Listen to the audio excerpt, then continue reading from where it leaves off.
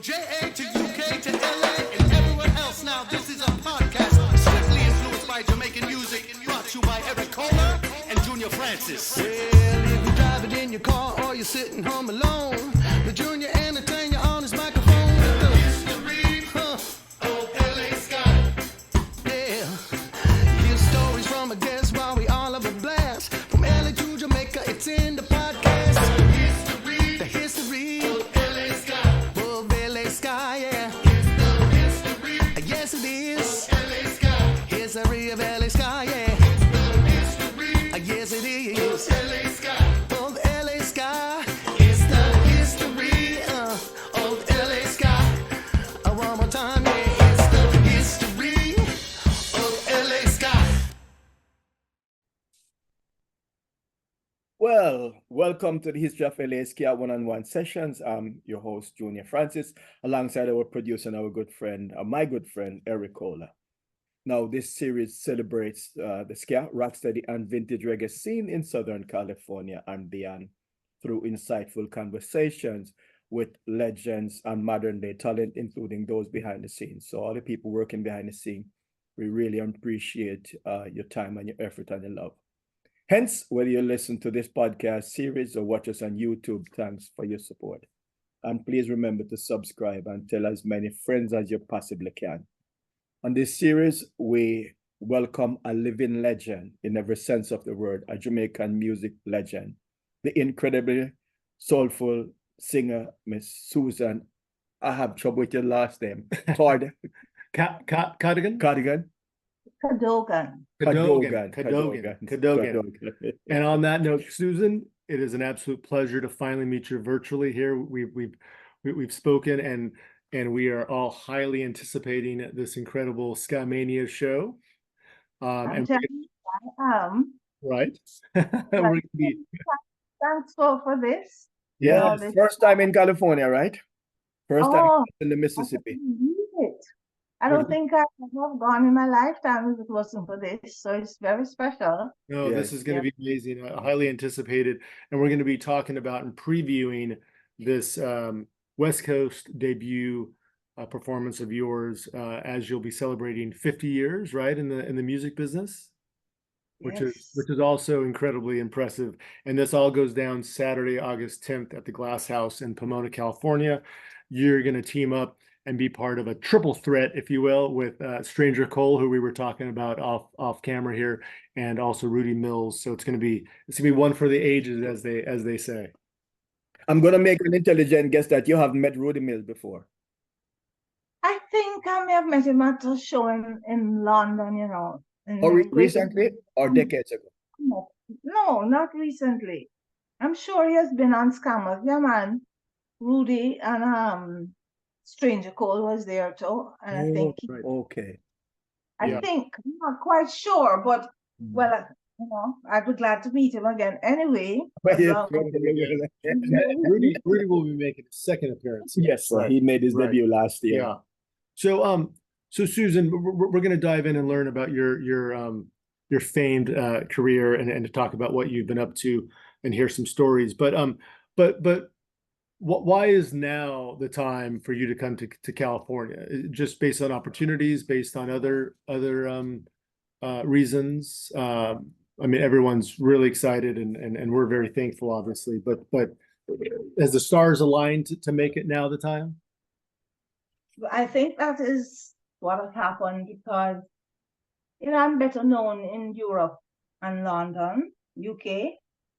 I've done a few shows stateswise with like the Slackers, right? And Mad Professor once. I went to Hawaii and I've been to Chicago, but I don't think I'm that well known this side. And for me to get, well, I know the Debonaires from working them in Europe, but for me to get the opportunity to go to California, to me, it's like just like most of my music career, it just happened and came to me.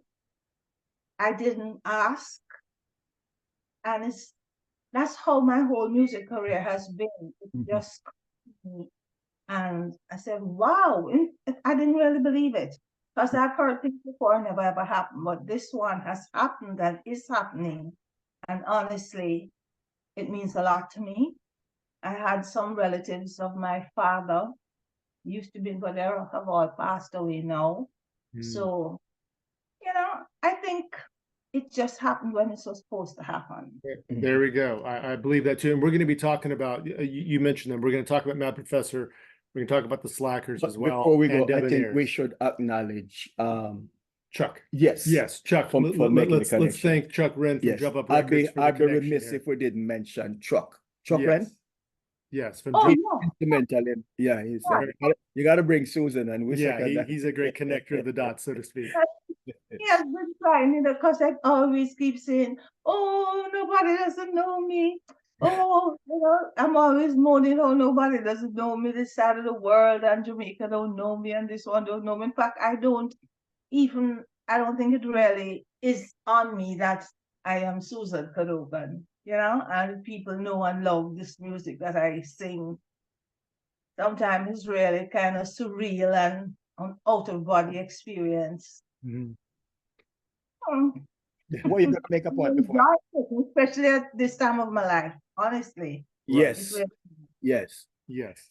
So Susan, we on the topic or subject of Europe, you were back by the Debonaires. I want to ask you about that experience. They're from California, the largest city east of Los Angeles. What was that experience like working with them in Europe, specifically 2018? Was it once or twice? I know for a fact 2018 you worked with them. Yes, we did. Oh my goodness. I don't know if it's 4, 5, or 6 shows. We did a set of shows. Wow, Yeah, Wow. organized by I even did Freedom Songs Festival organized by the promoter. So he said, oh, you're going to be backed by this band from California. So I said, oh, I'm getting, because usually I get a German band. Yeah. But I met them and oh, they were all so handsome. I remember that. What's your language? I'm making me jealous. And then this string of brass. Yes. Yes. I always emphasize how important brass is to Jamaican music. Yes, ma'am. Yes. Stuff like that. And we had a really good time. Sometimes on some certain tracks, like Fever, Lee Perry's Fever, they would out-brass me. Really beautiful, and they were also kind, and it was very sad to me because that their bass player talent, gifted. Singing with him. I was singing Uptown Top Ranking, and I said, give me a little, and two of us were, and as life has to step in and No, they're Saturday night, and afterwards they said, boy, Susan, we'd love you to come to California. So for quite a couple of years we were in touch, and it was come California, but when you try and get a show here or there, and it always just fade away. So we lost touch, and it was amazing when Chuck told me about this, and I said, oh, California reminded me of the Debonaires. To think that linked me up back with them. Right. Yeah, no, it's a natural, and you said it. I mean, the Debonaires, we've known the guys for 20 yes, man, 20 plus years. The rightness of time, the rightness of place. Yeah. This is essentially a reunion, actually. True. With, Susan and right. No, they're students of the craft, incredible musicians, but you said it as well. They're also super nice and down to earth guys, easy to work with, and it's a perfect pairing. So we're super excited to have that combination. So while in Europe, you perform extensively in London and throughout England. What was that experience like across the pond? Can you bring us some highlight or share some highlight with us, especially who have not been across? I've been doing it from 2009. Wow. I actually retired myself, Wow, because the music business is so hard. I retired, and I was doing an ordinary 9-to-5 life. How is that possible? You mean the music is hard? Music life? I'm telling you. So, especially for a female, and for my been singing, I've never had a manager or anybody to help me and work with me. So I went back to my library and I worked. And when I retired from the library and I had retired from the music business, And where was that now? Jamaica or in London? that was Jamaica. Jamaica. And Oh, okay. I only go to London to sing because they know me over there. Okay. And I could not get another. I got my green card and came to live in the States. And I couldn't get a job. And I said, what am I going to do? What can I do? And a little bell went in my head. I said, oh, duh, you can sing. Yes. So with that, I got in touch with an agent that I knew I'd met through the Slackers in Germany. And in a couple months, I was in Germany singing. Wow. Germany, Spain, Switzerland, all over. Even when Czechoslovakia, all over. Singing away. I've sung with the Debonaires, the Ratazanas, the Magic Touch, and now I'm with those new guys. The Magnetics, I think, right? Pardon? You do something with the Magnetics? Yes, the Magnetics. Right. I had a Magic Touch too. Wow. I've sung with many bands. Because usually, a promoter asks you to do a show to provide you with a band. Sure. I would really love if, what things happen as they are to happen. To have had my own band, like Toots had his own band and Jimmy Calypso. Yeah. You get yourself tight as a group. And But you take in all honesty, it's very few Jamaicans have band, very few. I'm always meeting with one. I mean, I am not young.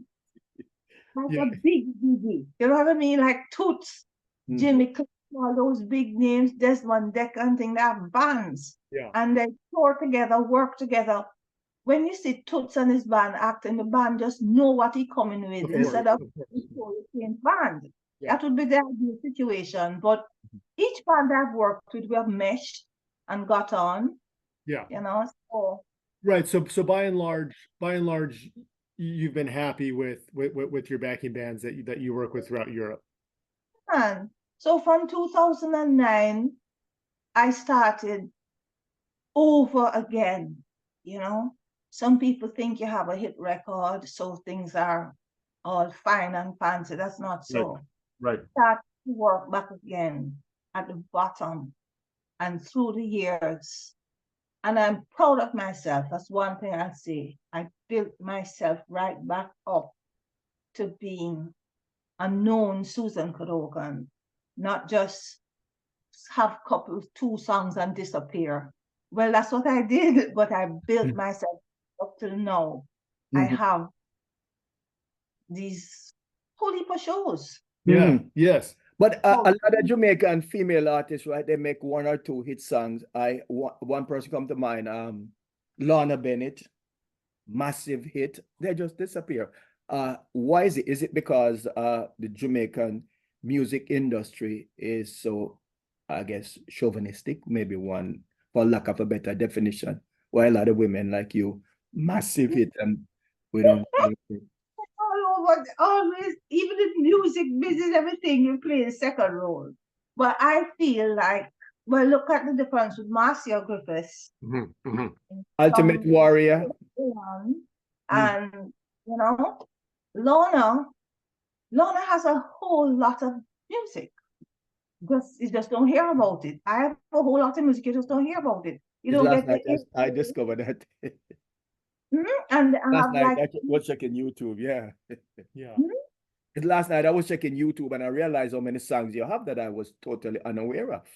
I have 14 albums. Wow. And I have hundreds of singles.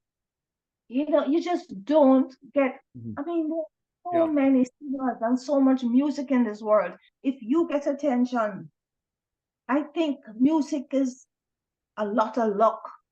No matter how good the song is, a lot of luck is involved. Rightness of time, rightness of place. It comes out, like for me, it's heard so good. But Lorna is breakfast in bed. You have a song, but if you don't build on it and follow it, I think if I had the right management and, stuck with Lee Perry back in 75, I might have been a more Jamaican known name, I don't have this string of Jamaican hits So having music. said that, why you left Lee Perry? Oh, that would be a whole. Yes. When I recorded Herzog for Perry, Yes. Perry was a Trojan artist, but Perry gave the song to a different company. That company, Magnet, flew me out and took it over, and then Trojan took it away from them. And I was signed to that company, so they didn't use Perry's music. Perry was vexed with me for signing a whole heap of things. Mhm. So I ended up being produced by Peter Waterman, this music mogul of Stock Yep. 8111. Mhm. I must have been, I'm quite pleased to see my little record among his discography, Right. my album. So I kind of on the middle of Jamaica and England. And then I was also produced by another Jamaican producer who was British, Hawkeye. You know, to make me feel so good. Yes, me know about Love it. these and thing. Then Mhm. I have Peace of My Heart and Tracks of My Tears in Jamaica. Because in 1981, I was Female Artist of the Year in Jamaica. Mhm. And Wow. things were coming up. But then I went back to London to sing. And it just, at that time, the Jamaican music scene, they used to have a record library. And the record library would say what each DJ would play, give them the records, and then they'd play it. And they used to say my records used to disappear from the library. I had Take a Little Piece of My Heart was number 3, number 2 for a long time. Wicked song. Irma Franklin, Rita sister cover. And Jamaica didn't kind of take on to Hurt So Good. Mhm. I Hurt So Good. But there were 2 Hurt So Goods out. Music business was really something else. And not only that, sometimes there is this a kind of attitude that if you're not a certain type of singer, like from a certain type of place in Jamaica, they say reggae is the music of struggle. And my reggae is different. I don't know. Once I did an interview, and this interview or the DJ, what you call him now, like you, what interviewed me, said she don't understand, Susan, you have so much nice music, Jamaica don't know you and things. And people called in with questions. And this guy said, you don't know why Susan not well known, because you're from the other side of the fence. So I said, what do you mean by that? Because I'm not, first of all, I don't know. I don't like to chat these things. I'm fair. They think I come from America. They think I'm higher. And they just, Jamaica's a funny country, Tell me about I'm it. telling you, I I know. sang, they even throw paper cups and Max to please. They're the hardest audience to please. I'm telling you. I have sung there at Junker Lounge and some small clubs, and it has been good. But I did one big show, I remember one time. And it's like everybody say, who is this? Right. Yeah. Lady, you is the Tina Turner of reggae. But because Right. people, if the radio stations aren't playing your music in Jamaica, people have no way of knowing about you, especially early 80s, the pre-internet era. So that's the vehicle and the dances. If the dancehall selector's not playing you on the radio, not playing you, you're really dead. Right. Did the legends, and this question for both of you, but like in the 90s, there was a Heineken Star Time, right? The kind of the old. Did that seem to have helped some of the ska rock steady early reggae artists? Is that accurate? Well, it didn't help me. Did not. Okay. I was a nervous wreck, but I tried, but I didn't have any BDs, backing vocalists. My poor brother ran on stage to try and help me. Wow. And I was backed by Lloyd Parks and We the People. And if I rehearsed 15 minutes well, because I remember Half Pint was on the show. And that's when I met Toots first for the first time. He was so nice. I remember I telling him how tall I am. He said, no, Susan, you're not tall, it's me short. But I did, that's the show I did, Heineken Star Time. Yeah. I was wrecked, but I tried. But I think I was green, over the years. I have found a way of relaxing and being myself and finding a communication with an audience that I never had before. It's Right. something all artists can do. Yes. You know, I find that it comes quite naturally to me if you just relax and be yourself. Right. So And I want to ask you also, because Sonia Pottinger, Mhm. female producer, perhaps one of the best, not only in Jamaican music, but the world. Did you work with her any? Because she was really good in terms of working with female artists, Master, if it's Judy Mowat, or Mhm. you miss No, her. I don't even think I ever met her. Yeah. Mhm. Right. When I met Lee Perry, which was by accident, at that time of my life, I was into Motown a lot. I wasn't really into the reggae music as such. And Lee Perry turned me on to it. So I never met Sonia, but I know about her. Mhm. And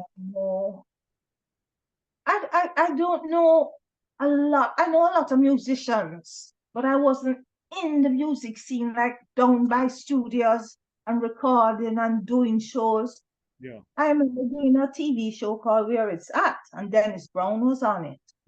And, you know, because when I came back from London, when Hurt So Good was first a hit, you know, it was in the newspaper and I'd go on TV and thing, but because I didn't build on it, if I had had a manager or something to kind of direct my career, I didn't build on the exposure. I hate that word, this exposure. I didn't build on the publicity or on having a career in singing. Mhm. I backed away from it because of the kind of negative experience I had in London with the whole scenario of Hurt So Good. So it's and that's why I'm saying it's a hard profession, you Oh, know. yes, man. Yeah. Kill a lot of people. Kill a lot of people. Yes. Mhm. No, we can tell. I want to shift focus a little bit and talk about your family. Are you from a musical family, and what part of Jamaica are you from? Well, my grandmother was from Glasgow in St. Anne. My grandmother and her mother. Their name was Case. And my father was from Belize, was British Consul, but back then he came to Jamaica to study at the theological seminary because he was doing religion. He was becoming a minister and met my mother. And they got married when she was 18. I was the third child. And yes, I'm from a musical family because everybody in my family sings. Wow. Aunt, grandmommy, mommy, Mm. daddy, sister, everybody. But it's just Professionally, professional. my You're the only mother. one. My mother wasn't kind of trained really professionally, but she was a classical soprano, mezzo Mhm. soprano, alto. And daddy being a minister, I used to sing in the choir. Wow. So mommy was always singing. I used to go to her concerts with a Y choral group with a Philharmonic Orchestra and stuff. And mostly I used to hear her always singing around the house. And my little brother always tell everybody, you know, because that's what really thrilled me the most, listening to her sing Negro spiritual lullabies. My brother came 11 years after me, and she used to sing him to sleep, and I used to follow and sing, oh, my Bobby, my curly-headed Bobby, you know? And I used to play the piano. I had this natural knack. So my grandmother sent me to lessons, but I was impatient. I didn't want to go through the rudimentary and thing. I just want to play. So up to now, I can play the piano. I play Smoke Gets in Your Eyes and For Release and things. And don't ask me how I play it. My fingers just play it. Wow. It's something, I don't know. But during the years, with all the musical influence around me, apart from that, I never had any calling Mm. to be anything. You know, when you're growing up, you say, oh, I want to be a air pilot, I want to be a doctor, whatever. I never wanted to be, and I just wanted to get out of school. Mhm. I like music, I like literature, I had more of the arts in me. And in that time, in that day and age, my father, you mentioned that word chauvinistic. My father was quite a male chauvinistic. he figured women were to stay at home and cook and clean and look after the house. And so his sons went to college and thing, but the daughters, you know. But anyway, I'm happy. I'm quite happy. I'm the only one in my family without a degree, but I'm the only one in my family whose music But will still be here. if I can speak on the Jamaican men, though, your father not from Jamaica. Jamaican men really send their daughters to college because they know that they can come to. But this is in the 50s, you know. Oh, 50s. I was born where I grew up, 51. all the men them send make sure the daughter because they know you can rely on the daughters, especially if they go abroad. You can always rely on them. You can rely on the sons. Well, It's always my there. father, I remember my sister asking him about going, and he said, "What's the use? You soon get married and have children and whatnot, you know." Yeah, right. And that's what it is. And my mother was a housewife all her life. She cooked and cleaned, had the most beautiful home. Honestly, the most wonderful person I've ever known. My mother, pure of heart, pure of spirit, and with a voice so beautiful. She's on YouTube. Lola Cadogan. Yeah. Yeah, she has. Because she lived in Kingston. Yes, So but in she's the 60s, she could easily have gone down to Treasure Isle, Studio One, but that was in the ska era. What a loss. but she had this more sacred. She don't sing secular music. Okay. You know, she sing more church music and stuff, and you know. You don't Yeah, fit man. into Treasure Isle, man. She was recorded, you know, old time cassettes. Yeah, She yeah. just sing and keep them on the cassette, and it's a cassette my brother found and got the music transferred on the CD and made some things of her on YouTube. Right. So when she passed away, I mean, it was so beautiful. The whole church was filled with the sound of her voice. Her news came into the church with the sound of her voice. You know, on my journey now. You know, oh, You said she was first generation Jamaican. Her parents are from abroad. Your mom. She was first generation Jamaican. Yes. Her parents are from abroad. No, mommy's daddy. Okay. Daddy is Belizean, and I hardly knew his family. He died. I've got to know how many cousins and things I had. I didn't know my father's family at all. But mommy is Jamaican, all her roots and things. She was a Dujan. If you know Jeff Dujan, the cricketer. Yes. My cousin. Of course. And yeah, man. So Susan, what was the first song you recorded and when was it? Well, Love My Life. Jerry, you know, I'm by my friend's house in Florida, Teresa Bryan is my friend of 62 years, somewhere 12 years old. And she used to work at the record library in Jamaica, JBC. And her boyfriend wanted her to sing. She can sing too. Wanted her to sing this song for him that he had written. And she said to him, "No, ask Anne. Anne loved to sing," because I was always singing and exercising and singing and stuff. So we ended up saying, "Okay, we're going to record this song as a duet." And he took us to the studio. I didn't know it was the Black Ark, and I didn't know that the gentleman there, this little man, was Lee Perry. But I recorded "Love My Life." And then was Lee at the controls for that one? He's an engineer. He was a recording engineer, but Jerry Lewis was there. It was his song. He wrote it and he produced it and he played the xylophone on it. It was a very pretty song, you know. Ooh, ooh. I remember the morning 6:10, Alan Magnus used to play it on RJR and say, "Lady, I don't know who you are, but you sing like a bird." Everyone used to turn on the radio and I said, "Why this is on the radio?" It was so exciting. But after I did Love My Life, Perry liked it and asked Jerry, "Jerry, let me sing it out." So he said to me, if I knew her so good. And then, of course, I knew it 'cause I was into soul and Motown and stuff. Sure. Right. And he played it for me. He played the track and said, you think you could sing this? It had on another female voice. But I went and put on mine and he said, yeah, man, this is it. And then he said, sing it again. I sang it again. And then after I finished singing it, I was going back in the control room. Is when he said, what's your name?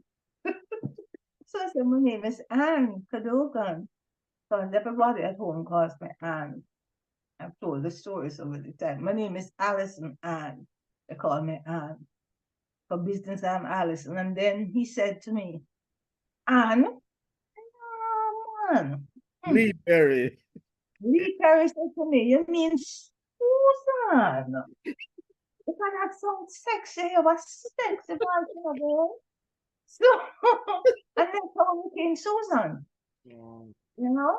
So that's how I came to So what year was this now?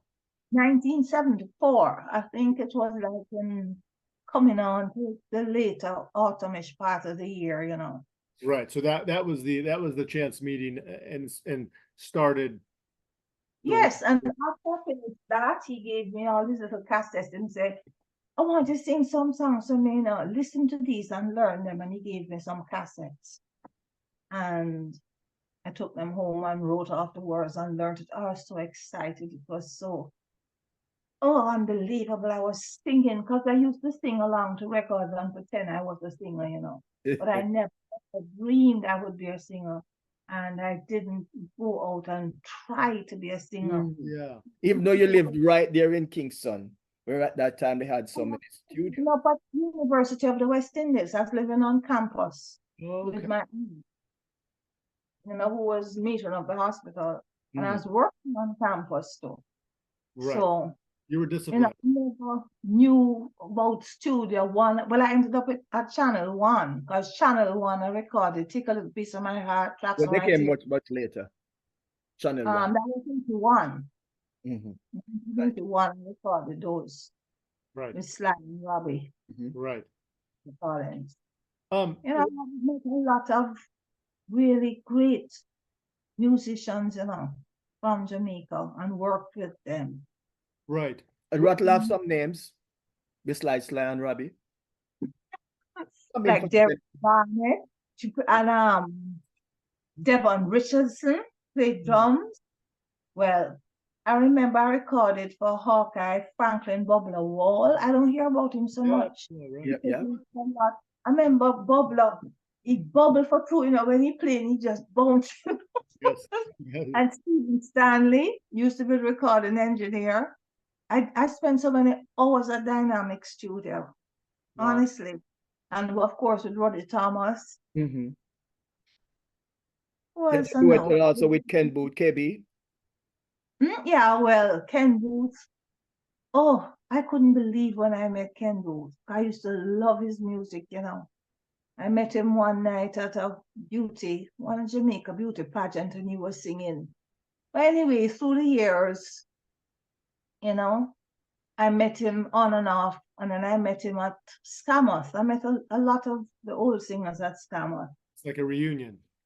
I wanted to sing with him, you know, I never thought I'd ever get to do it. But I asked my professor, I said, you can't arrange for me to do a duet, you know.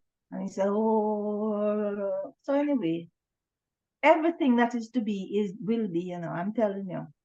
Because I get this song in my head and I say, oh my goodness, this song in my head, Love Story. And I said, my friend Wayne Armand was the lead guitarist and band leader of the band Chalice from back then. I said, Wayne, I would love to do this song. And I hear it in my head as a duet with the man answering back and forth. And he said, and I forgot about it. And about a month later, he said, Susie, come listen to this. And he had laid this track, man, for Love Story. I'm telling you. So he said, you think Ken will sing it? So I said, well, I'm going to ask him because Ken is so nice. Yes. But again, you know, it was sad because it was of University Hospital when Glenn Adams was dying. Oh. Penn and Dennis Al Capone and that guy Hibbert and Junior Dodd, everybody was around. And when we left the hospital, Ken invited us back to his house. He said, Susan, I want you to come because I have your picture on my wall, you know. And we went to his house. And so I kind of made a friendship with him. So I went round to his house and said, Ken, listen to this. He said, whoa, a nice rhythm man. I said, you can sing it with me? He said, you hear that? Susan Cadogan wants to sing with me.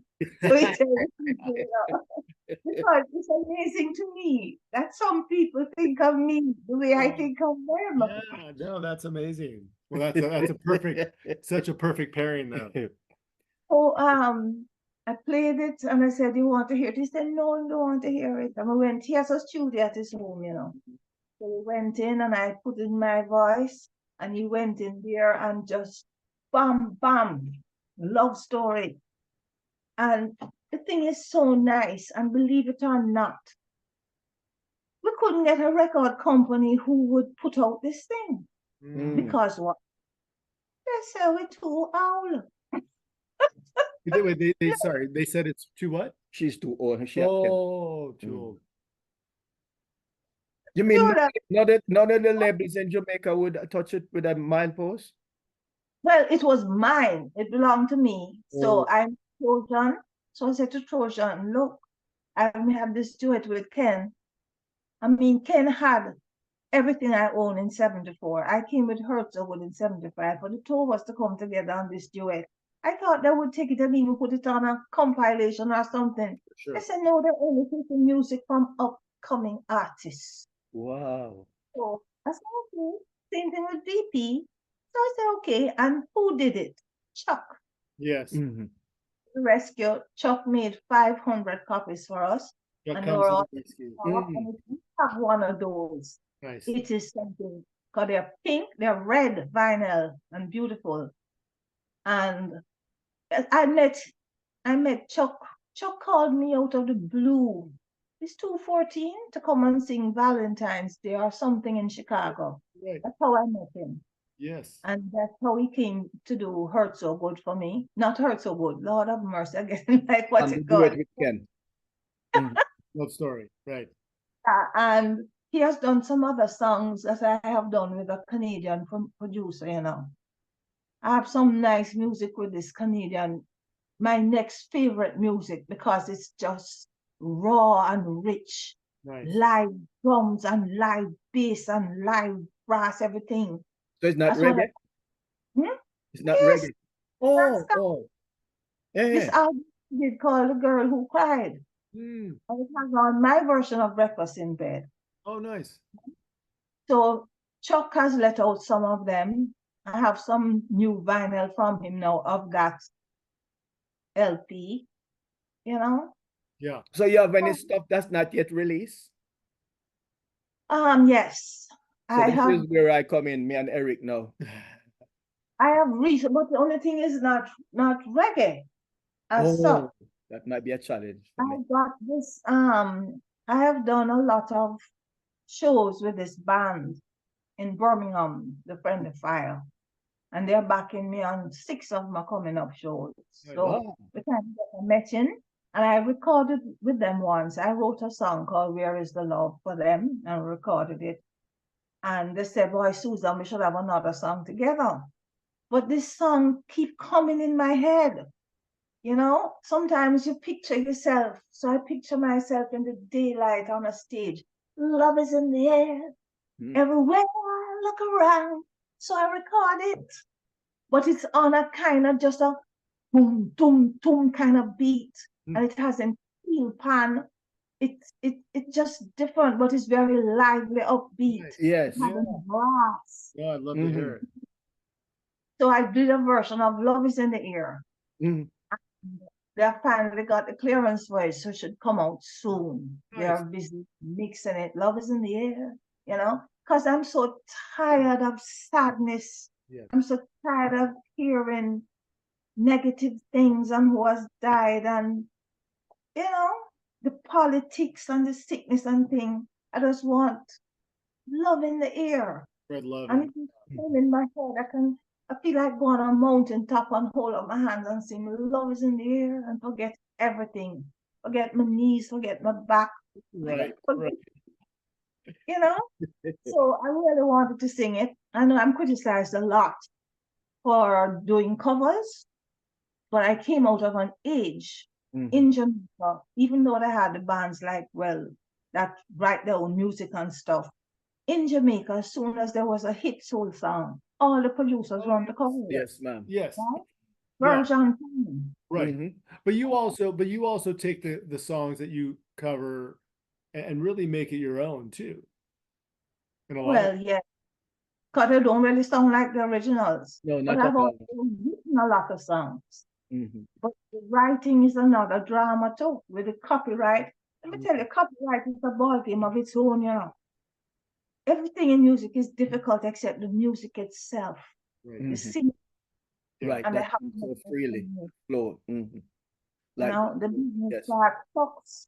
Yeah. Yeah. I want to take you back across the pond though, to 1975 when you perform on Top of the Pops. What was that experience like?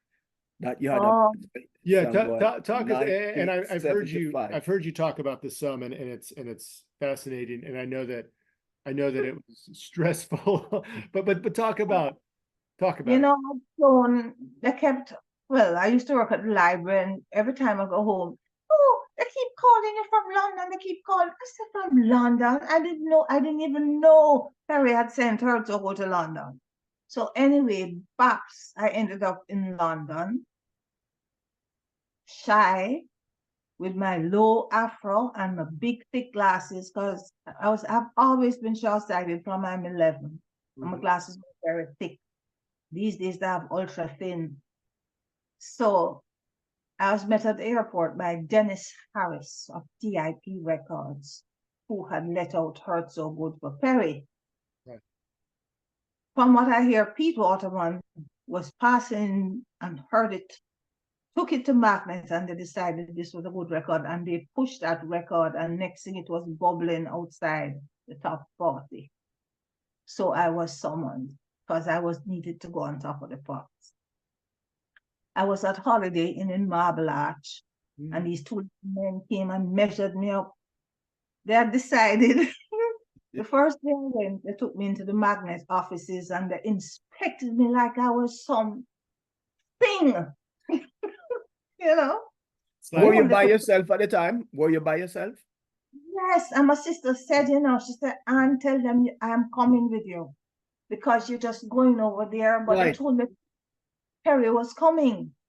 I'd never been to London, you know what I mean? But they treated me very nicely. Honestly, I can't complain. Now, Dennis Harris and his wife and Magnet Records and their staff were always good to me. They looked after me for 9 months. I was in London. 9 months straight. Wow. 9 months straight from I landed in April. I was at Holiday Inn. I lived at Holiday Inn for 3 months at Marble Arch. And that is where I did all the interviews, and these men came and measured me up and made these clothes for me to go on Top of the Pops. So I remember it's like the Thursday morning, you have to go to BBC and re-record your song with the BBC orchestra. They can't use the original for copyright purposes, and then you go back later. You have your dressing room and you mime what you have sung the morning before. You go to makeup and thing and fix up, and they brought this red thing that I wore. Self-conscious and shy, and if you see me on Top of the Pops, I hook over like this and keep looking down and looking up. Because there was no training. They didn't train you for, stage appearance. No, you hadn't done any acting prior to, right? Let me tell you, I'm a natural. But you were shy. Sure, Oliver Samuels, okay? Of course. Well, they wanted to. I was self-conscious of my physical self. Because you're extremely gorgeous. So that's a plus. You're extremely gorgeous, so that's a plus. Oh, Well, I never thought so. I grew up a fat, chubby child, and I will never, ever feel when people tell me, oh, Lord, Susan, you're beautiful, you're this and that. What are you talking about? I remember myself growing up, a fat, chubby, shy child, and to be fixed up like that, because I work to lose the weight, Sure. Yeah. to be fixed up like that and going on this TV. But as I tell you, they had some choreographers come to show me what to do. And I said, I cannot listen. I said, just leave me, let me sing the song. Because I want to concentrate on what I am doing. If I have to stop, remember what they tell me to do. Sure. I'm Sure. going to mess up. Right. And I have to mime, and I mime that thing perfect. When it comes to the music, when the music play, I don't know what happened. But I just go into the music. And the next day they say, American soul singer. So they called me in the paper, And for somebody, she gave a very self-assured performance. Wow. Because when it comes to a stage on me, I don't know what it is. Weird. Even for that same show you have on the t-shirt for.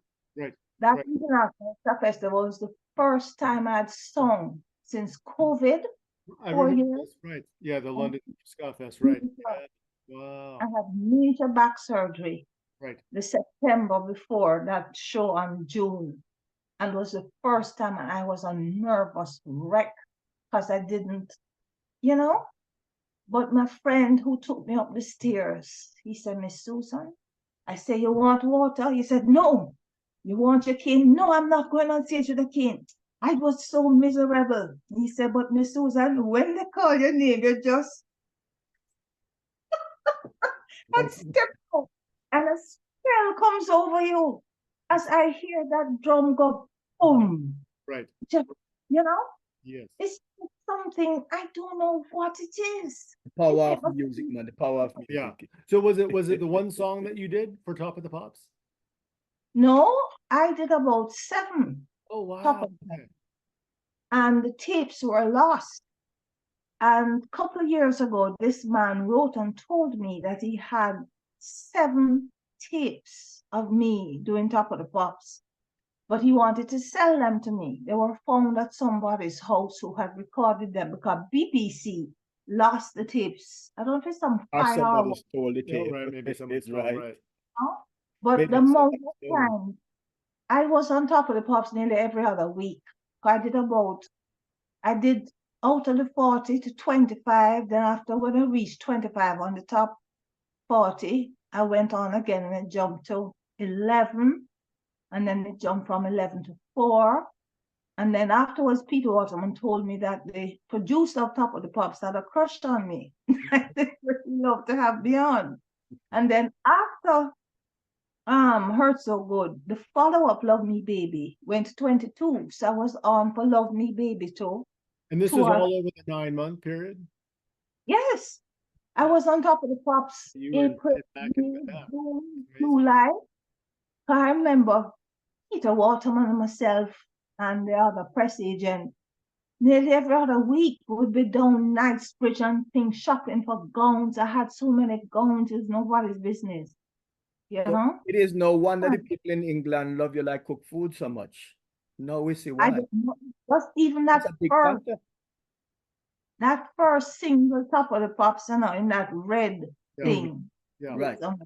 Yeah. Now many people have said, they say, Susan, that was it. Every Black person in London was glued to the TV to see this young Black woman by herself singing. And even the other girl singers, the other female singers, they say, Susan, is you open the door for us, with this high pitch singing to God, sing very high. Yeah. Yeah.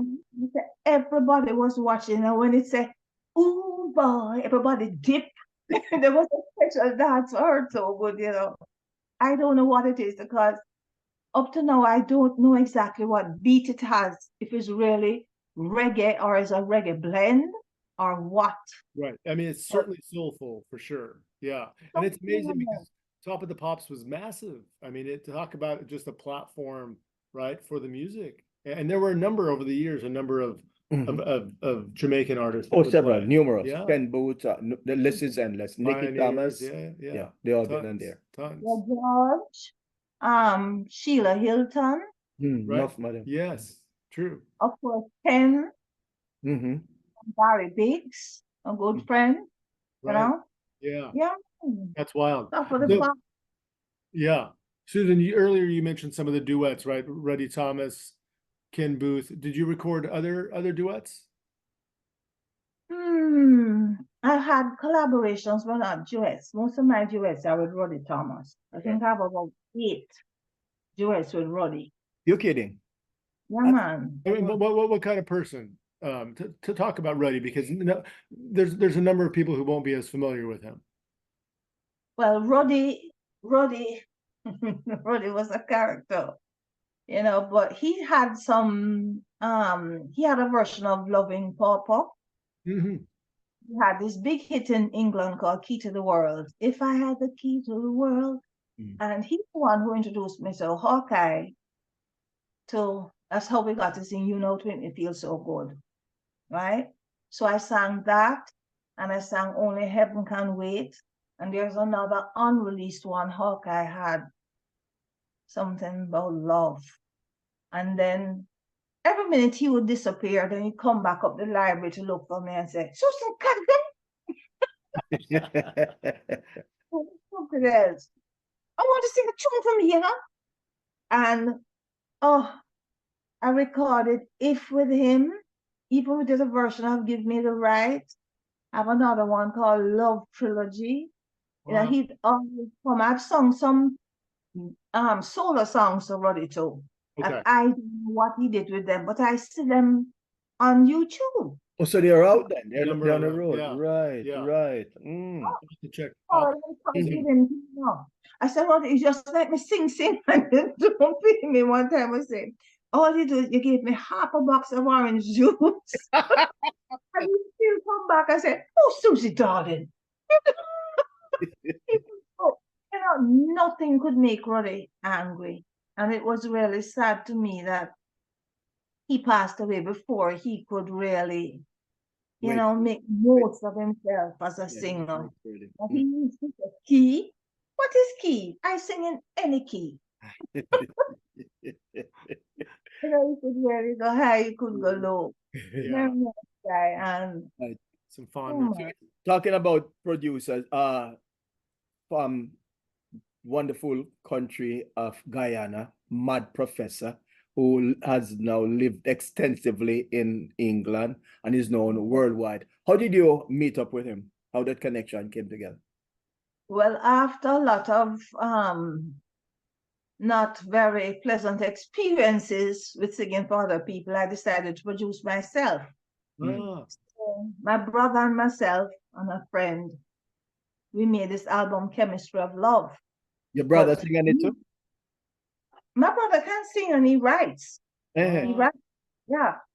So, but he put money in more than anything to produce this record, Chemistry of Love. He wrote Chemistry of Love and he sings on it, BBs. But once we had the product, what to do with it? That's the thing. You have to get it played, you have to get it distributed, you have to get it this and that, and it's really hard. So I was in England, and I forget who told me about Mad Professor, you know. I think it's somewhere through Gladdywax.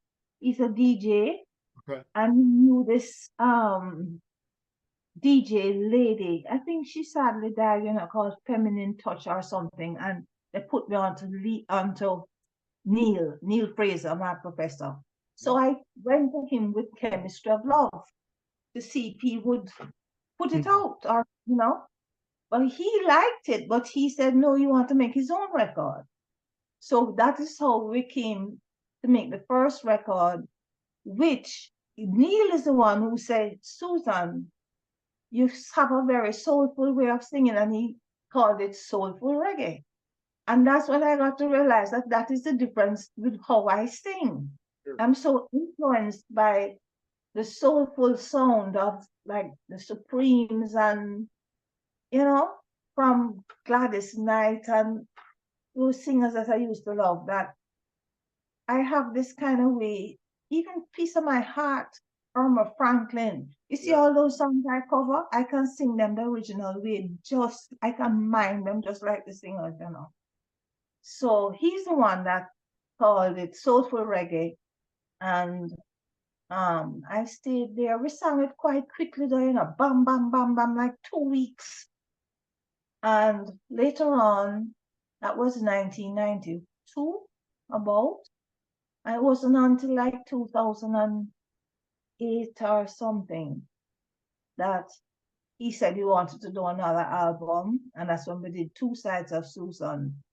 When I started writing, I wrote for that album. He gave me a lot of tracks and said he had to go away.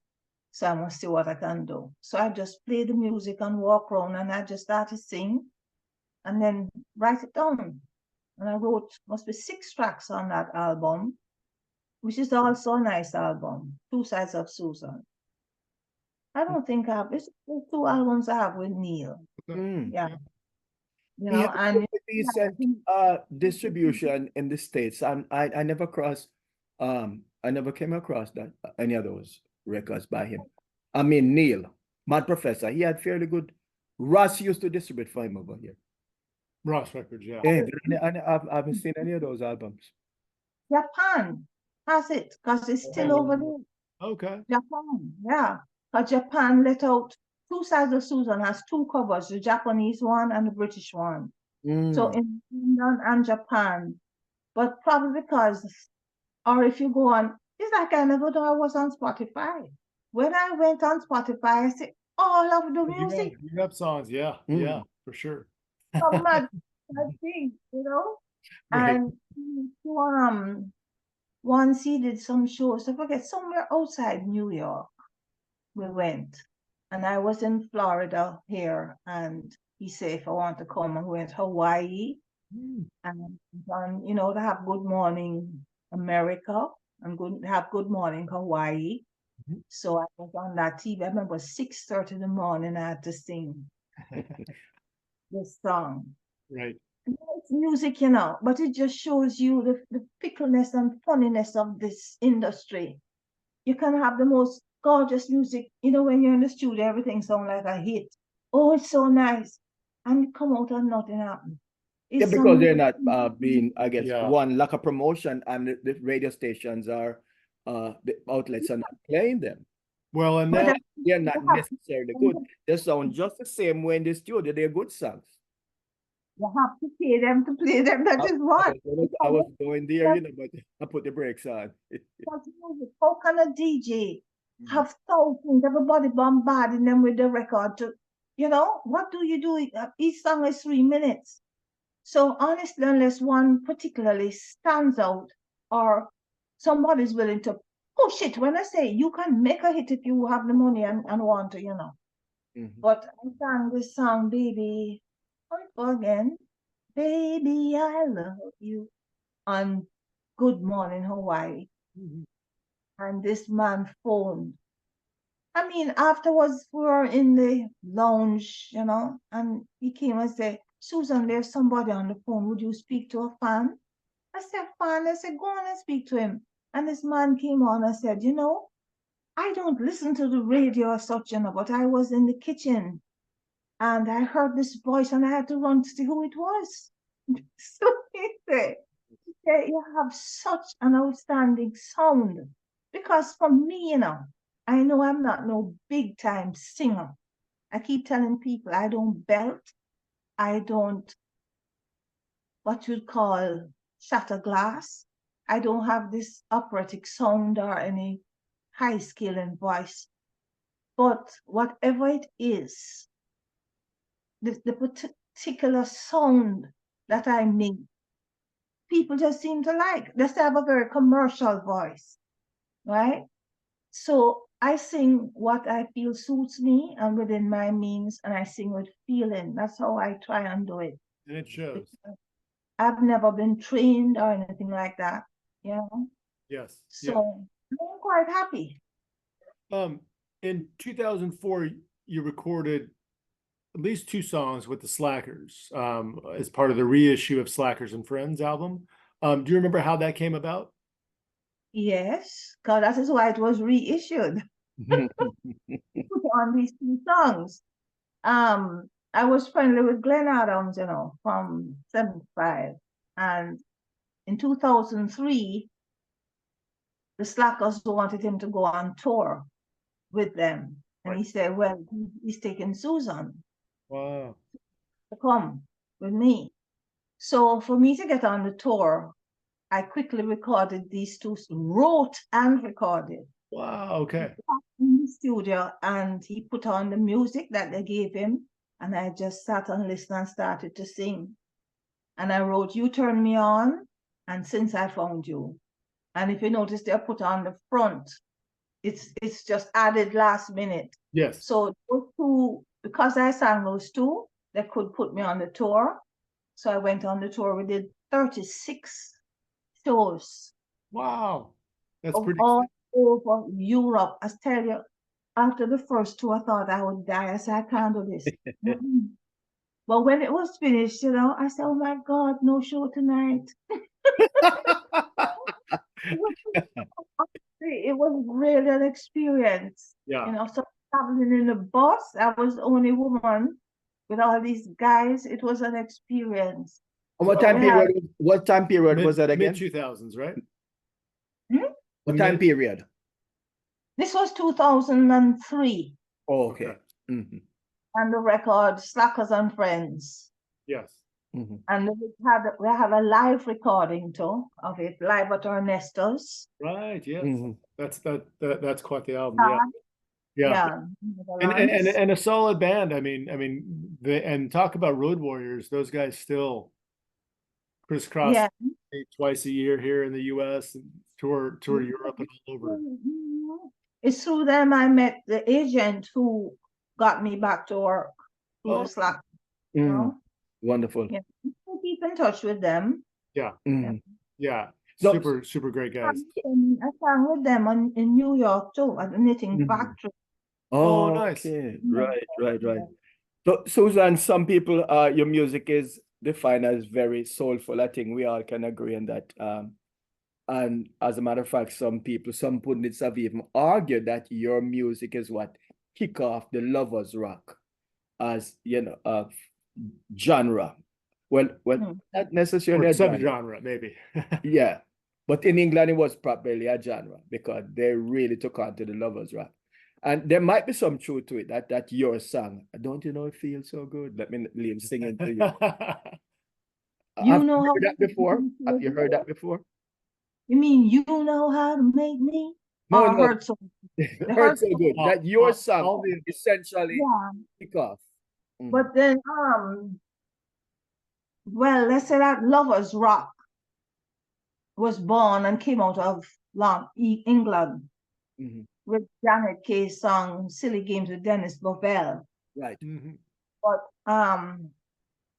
I honestly don't know what to say because I sang Lovers Rock for scratch, but we never name it Lovers Rock. Exactly. England put the name to it. They slowed down the beat, but I had sung the slow beat already. So I really don't know. I never call myself Queen of Lovers Rock. It's people call me Queen of Lovers Rock, and I don't think Hurt So Good is Lovers Rock. You Know How to Make Me Feel So Good, which was the duet with Roddy Thomas, was #1 for 8 weeks in London and went on the BBC chart. I didn't right? And was the record of the year in 1981. And is more popular amongst Black people than Hurt So Good in London. But still, because I am not British, sometimes I'm not included in the Lovers Rock carrying ons in London. I don't know. And then Jamaica, I don't know. That's why I just belong to myself. You're caught between a rock and a hard place. I know that I sing. I used to say, though, I sing a lot of songs about love and all of them rock. So what can I There say? we go. By nature, Love right? and rock. Because Plus rock equals lovers rock. it feels so good is one of the biggest, well, Lovers Rock's tune, and they have a film in London about Lovers Rock, you know. Yes, yeah, man, I yes, see it. Mhm, indeed. I mhm. don't have nothing to do with I don't think my name is mentioned. But you know, this Right. music is a funny business. I think Yeah. Glenn Adams say just have to what? Stick on straight and stick on narrow and cut Yeah. with something. Yeah. I just do what I'm doing, and I can't bother with controversy in music and stuff and who do and who No, say and who say. understood. So as we near our destination, just a few more questions, Susan. What keeps you motivated and energized to keep going? What else can I do if I don't have way to stay home and with her? So I think I'm And very, right, very pleased that at my age I can still. I mean, you know, the Lord don't give anybody everything easy. And I was going along, I fly to London. I do it myself, you know. I organize everything myself. so is it by choice that you do everything by yourself? Well, I find that it creates too much. Oh, people, everybody have their own way and their own say. And I can't bother grumble and quarrel because I'm miserable enough as it is because I was born in November. So I just do things myself. I ask for help, and I know I need an agent to help me get shows, but I don't need a manager because I'm going to manage him. And you know what I mean? So I get my shows. You're honest. You're honest, I Susan. work hard, you know, and not having an ordinary 9 to 5 job anymore because usually I stuck to the library. I used to say I'm a librarian who sings. Sometimes I was a singer who used to work in the library. I don't know. But not having that steady 9 to 5 job.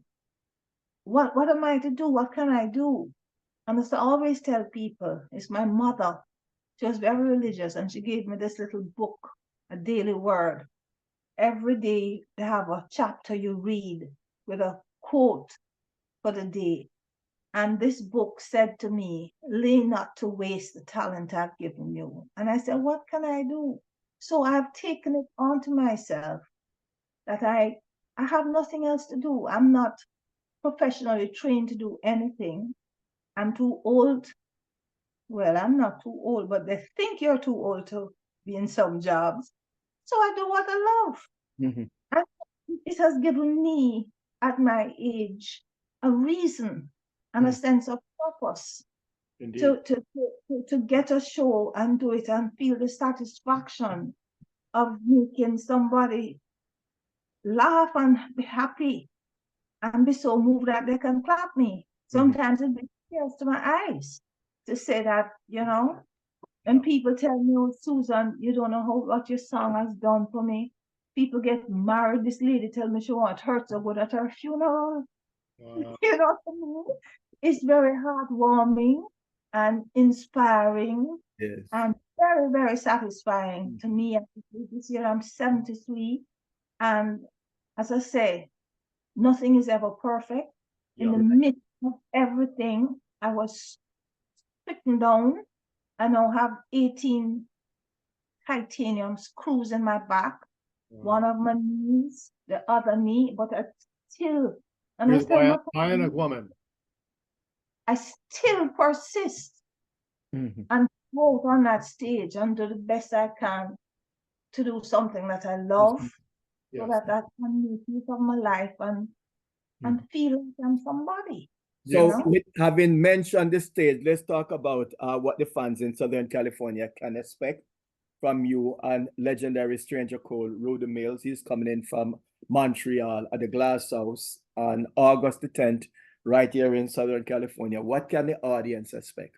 Yeah, what is a Susan set? But you know, in England, they've seen you numerous times, in Germany, Czech, but here in Los Angeles, it's a treat. Yeah, oh, what a long story.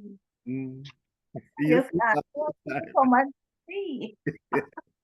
Come out and see. That's exactly it. Promise them what is in me sincerely and try and sing songs that I know they would enjoy. You know, a lot of people say, I don't sing ska, and I'm on all these ska shows. This is ska, that is ska, ska moth, ska bor, ska this and thing.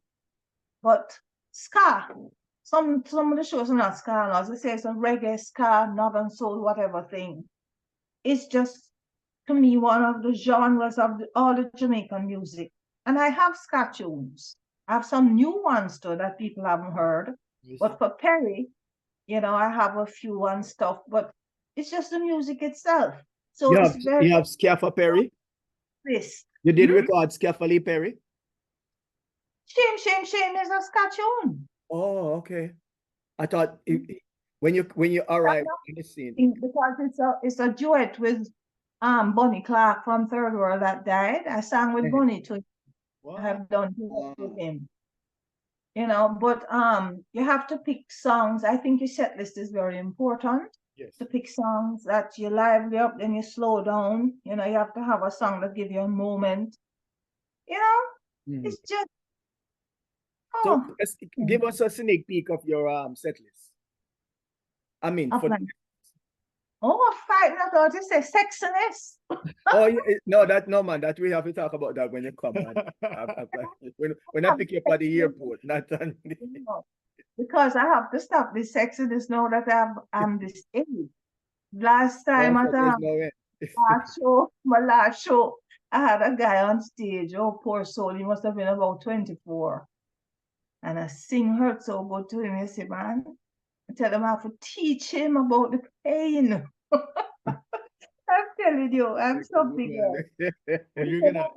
If I wasn't a singer, I could be a comedian. So, you're gonna be. I have peace of my heart. I gave a nice set list, borrow a few songs. You know, I love to sing. I'm Still in Love, Uptown Top Ranking thing. I'm singing I'm in the mood for love. I'm in the mood for love. Nice rocks from the Debonaires. There we go. Yes. You're in great hands with the Debonaires. Huh? You're in great hands with the Debonaires. I pick songs that brass can, you know, get. They're massively excited about backing you. Massively. They're really glad that we call on them. Yeah, man. Yeah. And I have my Perry songs. I could sing a whole list, you know, because usually my set list is 16 songs. And it's amazing how the time just goes and they say, Susan, you have to come off. I said, what? But can you juggle my memory? Approximately how many songs you did for Perry? Well, for a full length album? It's just the album. Sexy, he was going to call it Sexy Susie. But the album Susan Cadogan heard so good. How many songs on it? No, I have to go track that down. Those songs. He's my favorite producer. Well, have Nice and Easy, Fever, In the Ghetto. And I always sing In the Ghetto because I always like to remember that there is such a thing as the ghetto and more people who are out there less fortunate. Yes. In the ghetto. Don't You Burn Your Bridges is another thing I always telling people, you know. You can never tell when you need somebody. I always have that thing, you know, do unto others as you would have them do it's to important. you. It's important. I want to throw in an unrelated question. Did you get a chance to work with King Tubby? No. I don't know. I don't think I've ever met him. I only work with Lee Scratch Perry. And I'm like the only female artist, and I have proud that Hurt So Good is one of his biggest hits. Indeed. Yeah. Scratch did a show on BBC 4, and he named his favorite vocalists, and he named Curtis Mayfield, he named Junior Biles, Bob Marley, and he named me. Wow. That's quite, you know. A compliment. Yeah, huge. It was really, he said that they are singers. Scratch Lee Perry said they are singers and they are actors. He said Susan Cadogan is an actor. Anything you tell her to do, she does. And when Lee Perry speak, the word listen. Is the only man that said that Bob Marley, when he said, this is the way Bob Marley made. Every other one or every other person Bob Marley would argue with. When Lee said, no, this is the way. No man, he had a Respect. special way. He had a special way. He did some craziness, but But he he's a had a crazy, way. he's a crazy genius. Genius, musical genius. Mhm. Yeah. Yeah. Susan, we've really loved talking with you and can't wait to see you in person. Give you a hug and truly appreciate your time here. And again, we're talking about August 10th at the Glass House in Pomona, California. Susan, Yes. for the first time coming to the West Coast, Southern California. She'll be joined by stranger Cole, Rudy Mills. Susan will be back by the Debonaires.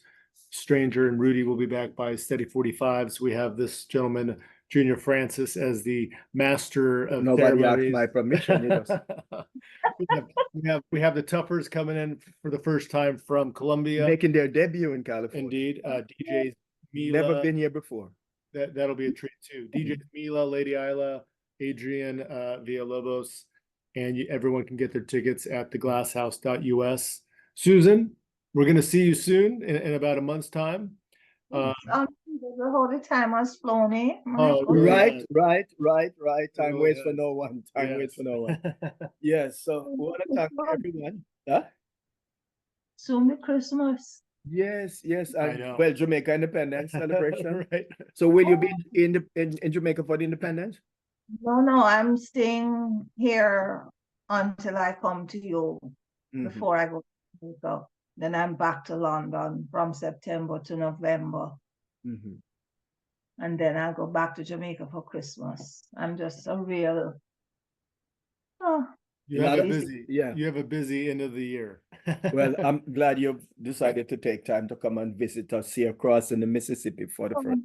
I believe it. Yeah, man. Well, Indeed. the Yeah, clock is man. always saying, we have to wrap it up. So thanks to everyone for their support.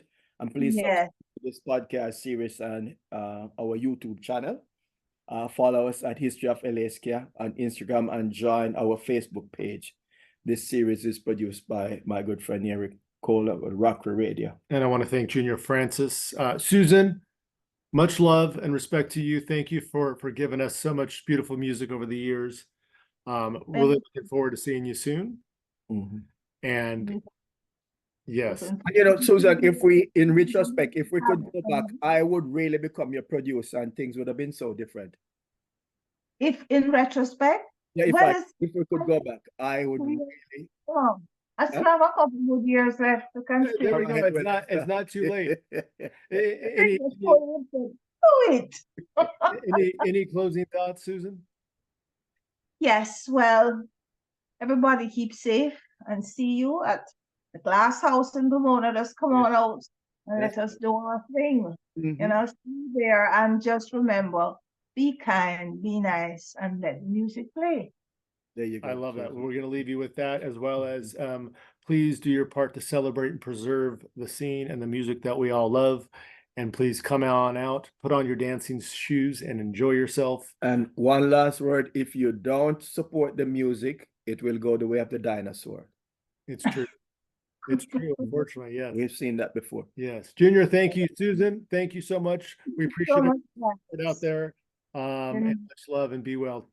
Take care, everyone. Bye-bye now, Susan. Bye. Bye.